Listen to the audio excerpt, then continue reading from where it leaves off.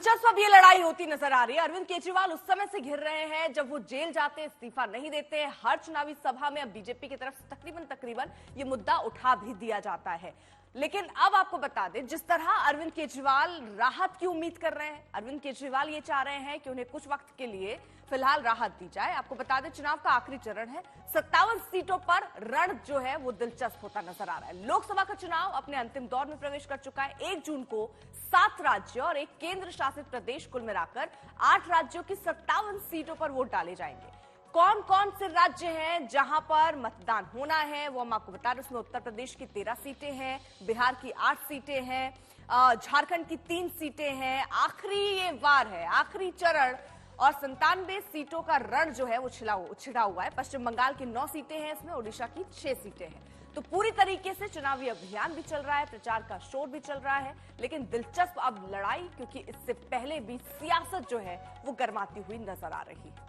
अलग अलग तरीके से मुद्दे उठ रहे हैं। इसमें आरक्षण का मुद्दा भी उठता हुआ नजर आ रहा है। केजरीवाल को भी घेरा जा रहा है, कांग्रेस पार्टी पर भी निशाना साधा जा रहा है, और विपक्षी गठबंधन यानी इंडिया गठबंधन सीधे तौर पर बीजेपी पर निशाना साध रही है। प्रधानमंत्री मोदी का लगातार पूर्वांचल पर उनकी नजर टिकी हुई है। मिर्जापुर की रैली से कल उन्होंने विपक्ष पर कई जोरदार प्रहार किए। अब मान लीजिए कोई कंपनी डूब रही है, तो उस कंपनी का शेयर कोई खरीदेगा क्या? आप बताइए ना, खरीदेगा क्या? 10 रुपये का शेयर भी खरीदेगा क्या? जो डूबता है उसमें कोई पैसा डालेगा क्या? जो डूब रहे हैं उसको कोई वोट देगा क्या? देगा क्या? पता ही है कि इनका डूबना तय है, तो कौन वोट डालने की गलती करेगा भाई? सामान्य मानवी वोट उसी को डालेगा जिसकी सरकार बनना तय है।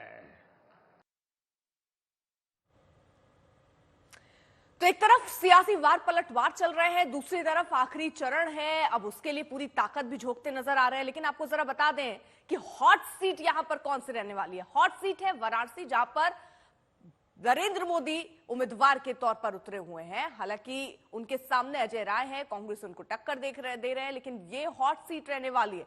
वहीं मिर्जापुर हॉट सीट है, जहां पर अनुप्रिया पटेल है अपना दल एस से, उनके सामने है रमेश बिंद जो कि समाजवादी पार्टी से हैं, ये भी हॉट सीट है। तो ये 7वां और आखिरी चरण है।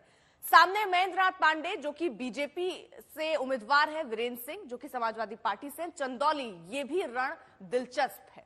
समर्थ हमारे साथ, हमारे सहयोगी इस वक्त जुड़ चुके हैं। समर्थ, आखिरी दौर, आखिरी चरण, और यहां पर पूरी तरीके से ताकत जो है वो झोंकी जा रही है। लेकिन कई हॉट सीट इस आखिरी चरण में है जिनकी किस्मत का फैसला भी ईवीएम में कैद होगा।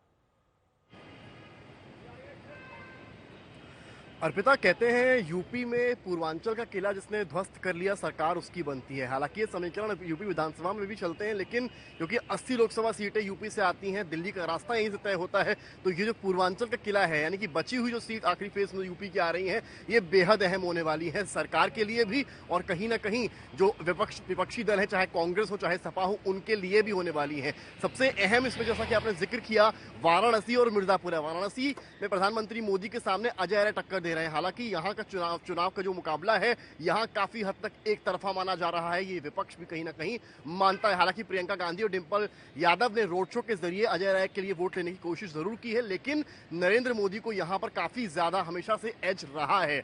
इसके अलावा आपने बात मिर्जापुर की अगर करें तो वहां अनुप्रिया पटेल है, सामने रमेश बिंद समाजवादी पार्टी से है, वहां भी कड़ा मुकाबला है।